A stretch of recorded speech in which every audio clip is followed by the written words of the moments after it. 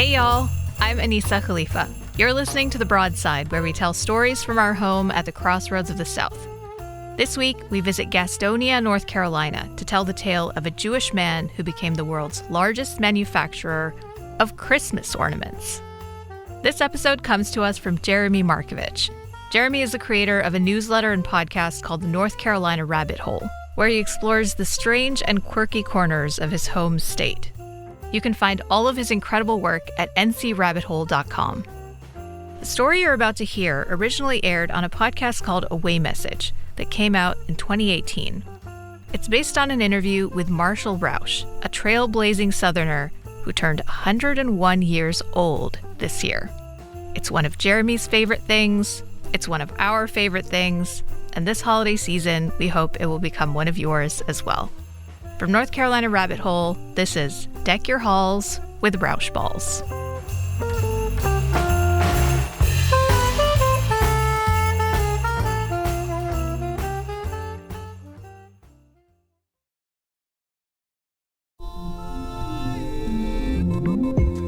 You come to the New Yorker Radio Hour for conversations that go deeper with people you really want to hear from, whether it's Bruce Springsteen or Questlove or Olivia Rodrigo, Liz Cheney, or the godfather of artificial intelligence, Geoffrey Hinton, or some of my extraordinarily well-informed colleagues at The New Yorker. So join us every week on the New Yorker Radio Hour, wherever you listen to podcasts.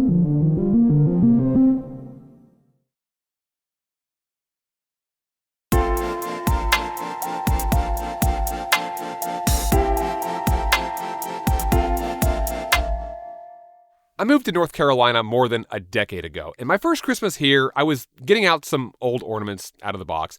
They were these mass-produced glass globes, came in a bunch of colors, green, red, blue, gold. Not too expensive. I think I bought them at Walmart. Anyway, as I was putting the box away, I saw something I hadn't noticed before. There, in really small text on the side of the box, it said, "Made in Gastonia, North Carolina, by Rauch Industries."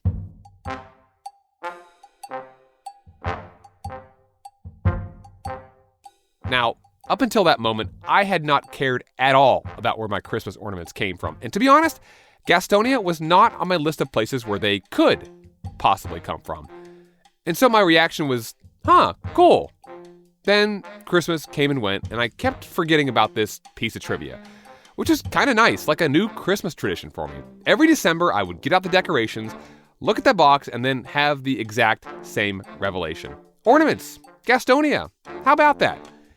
And then I'd forget about it until next December. And this happened year after year until 2016, when I was looking for stories for Our State Magazine's annual Christmas issue. And I thought, you know what? I have got to get to the bottom of this. Let's see. You want another good story? Mm-hmm. Okay. 2 years ago, before I'd mastered the art of using a podcasting microphone, I went to Gastonia to talk to a guy named Marshall Rauch, the Rauch and Rauch Industries. He is in his 90s now, still in great shape, still has an office inside this little house on Union Road on the south side of town. And he told me this story of how he became the largest manufacturer of satin and glass Christmas ornaments, not in North Carolina, not in the United States, but in the entire world. For more than 2 hours, he just sat there and told me story after story, which was awesome. Because if you've lived the kind of life that Marshall Rauch has lived, you were going to have some pretty remarkable stories to tell. Oh, yeah, the Jim Baker story. Yeah, that's a very good and true story. This particular story takes place in the 1980s. And if you don't know who Jim Baker is, the PTL Television Network presents Jim Baker. Well, let's just start off by saying he was a televangelist. Praise the Lord. Baker was based in Charlotte, but his show, the PTL Club, had a nationwide reach. Come on now with a super Merry Christmas welcome for Jim and Tammy Baker! And at Christmas time, they would always do these big, over-the-top holiday specials. Hello! When Jim Baker was in his prime, he contacted us, or his purchasing agent did, and my son Mark went over there. Mark comes back. And he came home and he bragged to me. And he's like, "Dad, I just sold a lot of Christmas ornaments to Jim Baker. 150,000 large 3-inch ornaments.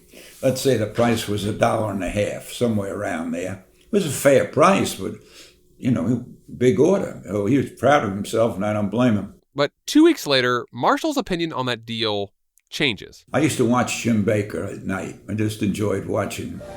We have asked all of our friends during the holidays to do something special, to give a $100 gift to help stay on the air.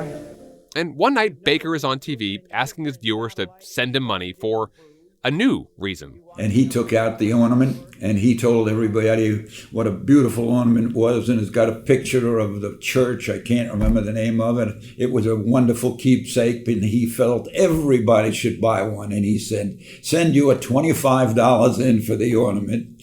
I immediately picked up my phone. It was after midnight, and called Mark and said, you think you're a salesman for selling that at $1.50?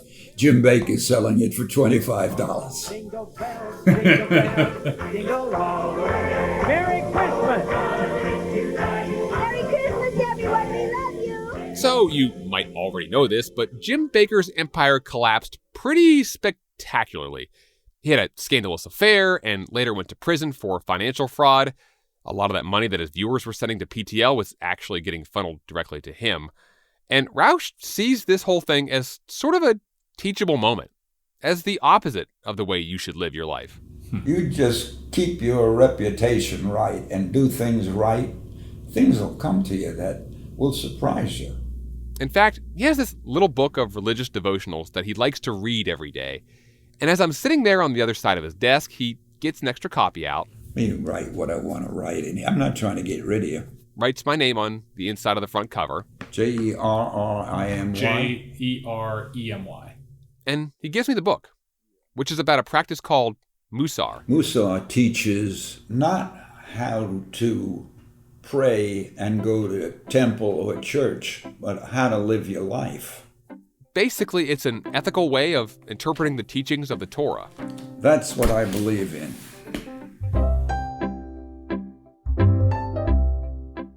And that is the twist in this story. Marshall Rauch, who made his business career by making things associated with the biggest day on the Christian calendar, he's Jewish. All my friends used to tease me and say, how do you feel about making Christmas ornaments? I said, I have no problem. One of our guys started Christianity.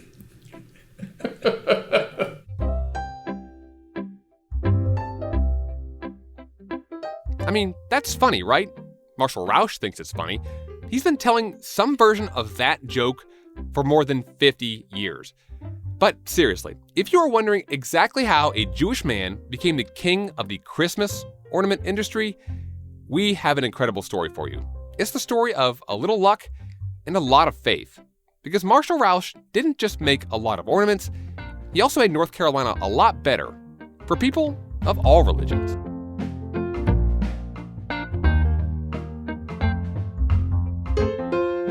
This is Away Message. I'm Jeremy Markovich.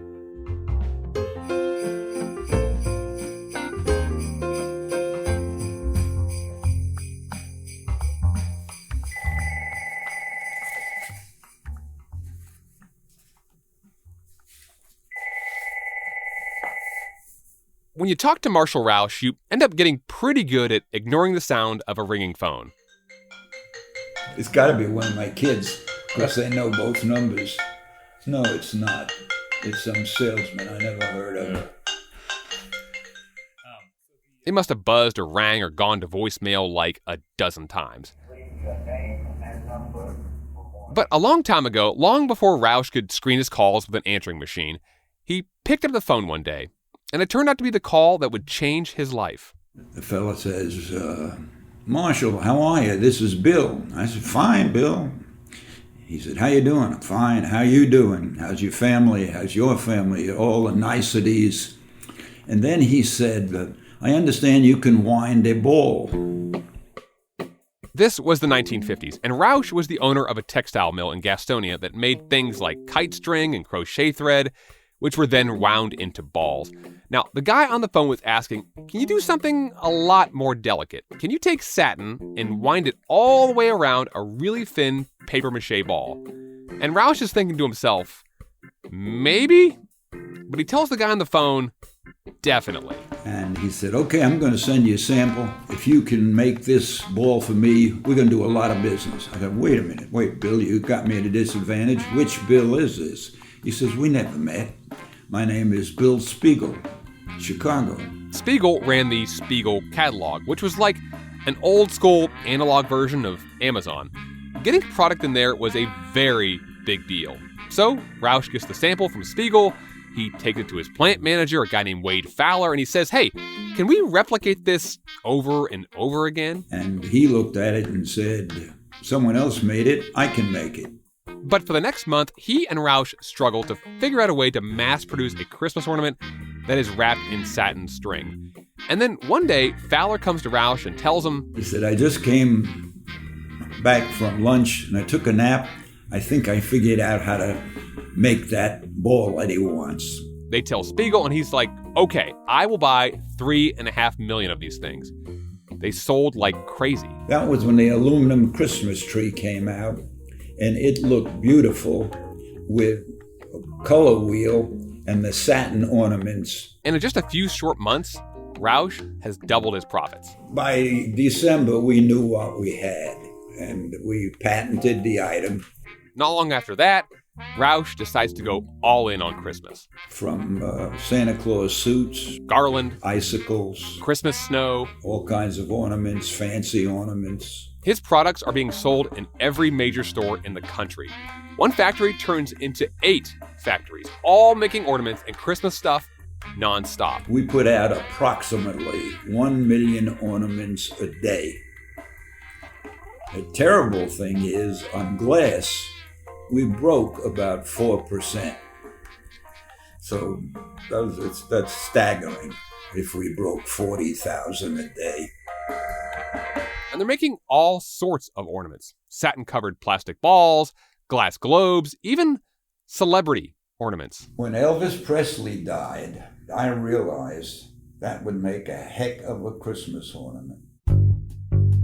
In 1977, Rauch got in touch with the manager handling Elvis's estate, who said, okay, come to Pennsylvania, and we'll talk. And sure enough, there was a big limo pick me up at Philadelphia at 3 o'clock. He shows up with a sample Elvis ornament in hand, and he is not the only guy there. There were 10 guys in there with samples, whiskey bottles with Elvis' name on it, a bathrobe with his name on it, a wastebasket.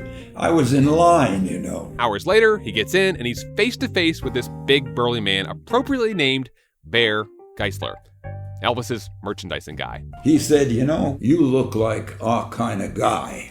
Geisler goes over the royalties and terms, and he says in order to get the rights to put Elvis's face on an ornament, Rauch is going to have to pay $25,000 up front.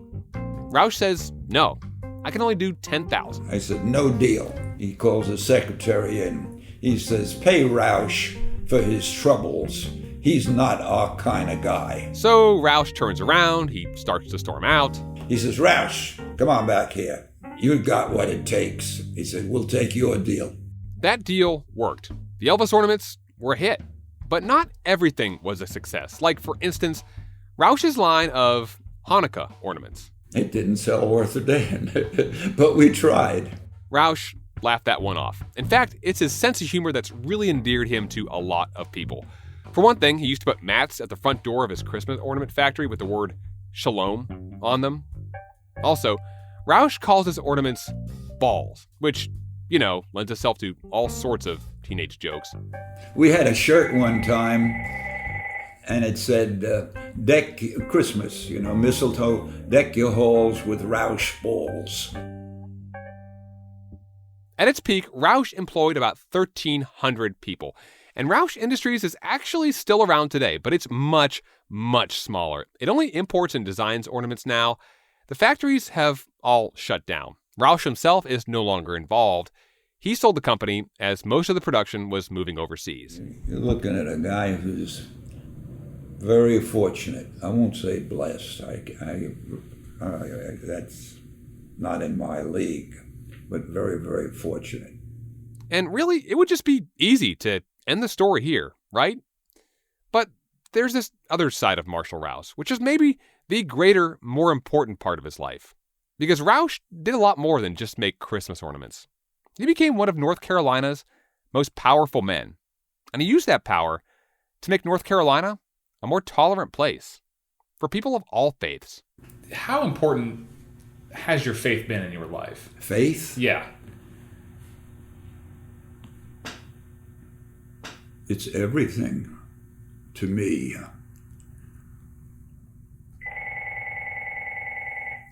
That part of the story when we come back.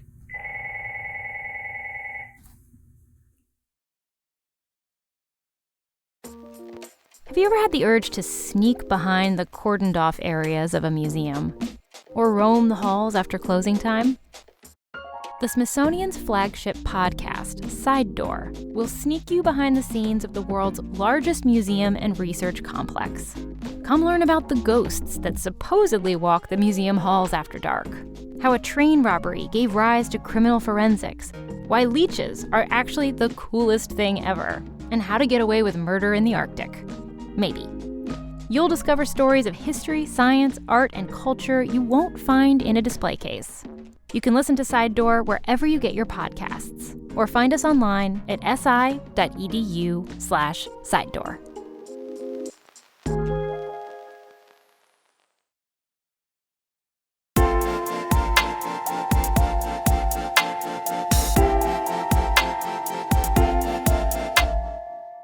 This is Away Message. I'm Jeremy Markovich. And before I go on, I have to go off on a slight tangent here. As I was talking to Marshall Rauch about how he became the largest maker of Christmas ornaments in the entire world, his grandson came into the office. Time out.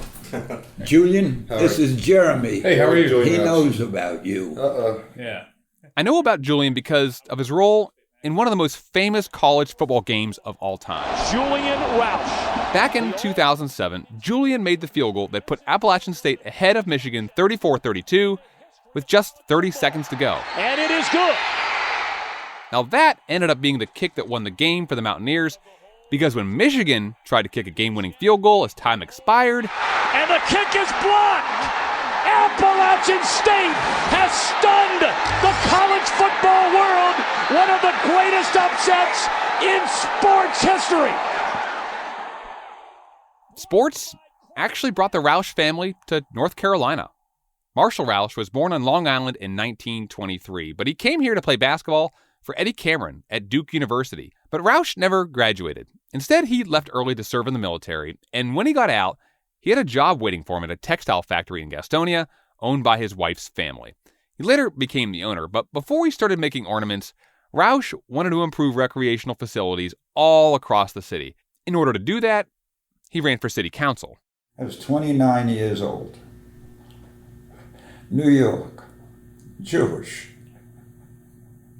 I got elected.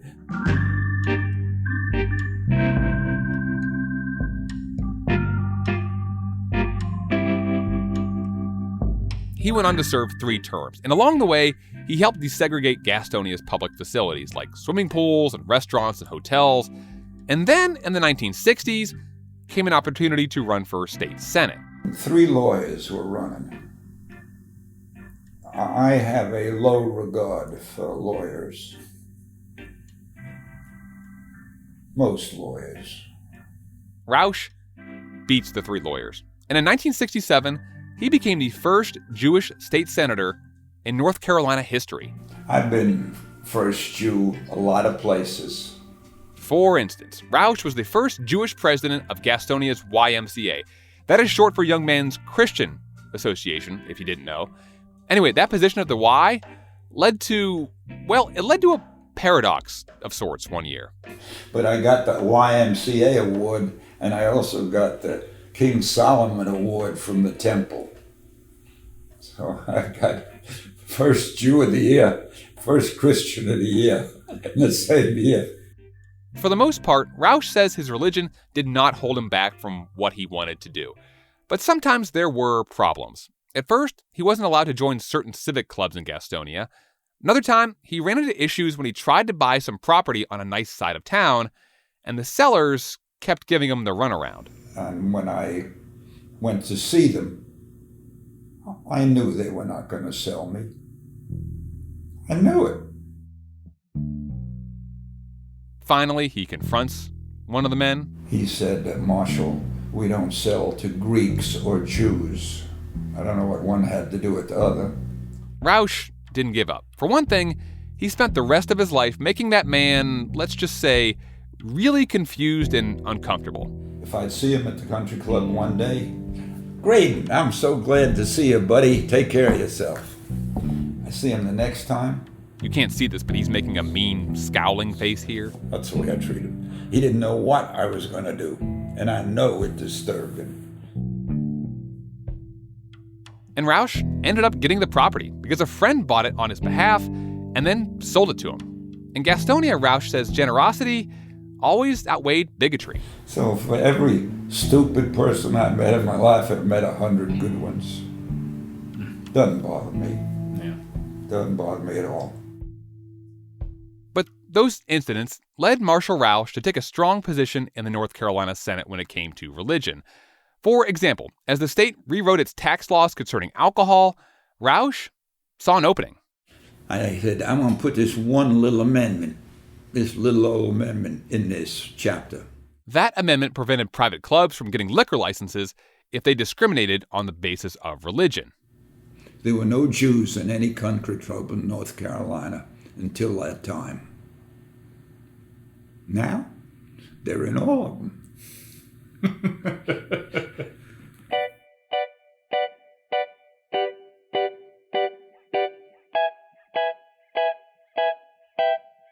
Over the course of his 24 years in the General Assembly, Rauch became one of the most powerful men in politics. He was the kind of guy you did not cross. But he did leave a legacy of increased funding for schools and mental health services, and toward the end of his tenure, he decided to do something he wanted to do for a long time. So he and another Jewish colleague introduced a bill to make Yom Kippur a state holiday. I had it on the floor of the Senate. I'd been there 20 years. I knew they would vote for it. And they did, but not before some of his friends in the Senate made some jokes. I want to ask Senator Rauch a question. But tell me this, Mr. Yom Kippur, was he a Democrat or Republican?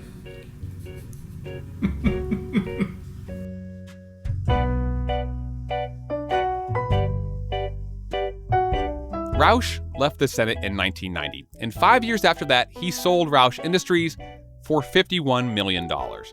But he's still active today, still lives in Gastonia, still makes investments with his grandson Julian, still hosts hot dog cookouts that he calls Kosher Mondays. And his phone still rings all the time, because people want to know what he knows, including me. You are in a unique position among anybody I've met. You know, all jokes aside, your religion, you are Jewish, and yet you are intimately involved with maybe the biggest Christian holiday that there is. So is there something that you have observed or kind of maybe know about Christmas, about that holiday, that maybe others don't see or don't know? I don't think so. I enjoy the Christmas season. This is not an answer to your question. I've answered it. I know nothing. In life, it's my opinion, people are driven by 5 different things: sex, ego, faith, fear, and greed. Faith, of course, is religion. And some people are driven by it. I can't say I am driven by it, but it's tremendously important in my life. It just is, and all my friends know it is. But you think about that. Some of your friends driven by ego, some of them driven by greed, some driven by sex. They ain't worth a damn.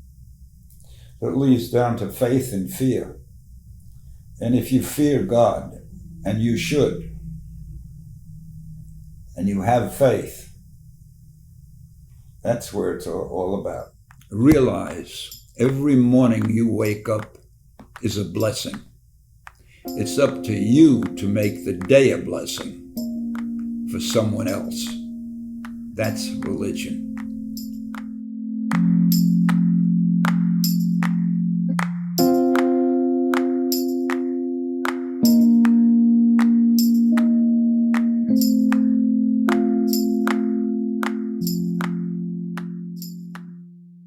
Away Message is a production of the North Carolina Rabbit Hole. If you like this episode and other episodes we've been putting together, make sure you leave us a good rating or review. And if you want to find more stories like this one, check out ncrabbithole.com. This episode was written and mixed by me, Jeremy Markovich, and produced by me and James Bichkowski. Enjoy the rest of the holidays, everybody. We'll see you again next year.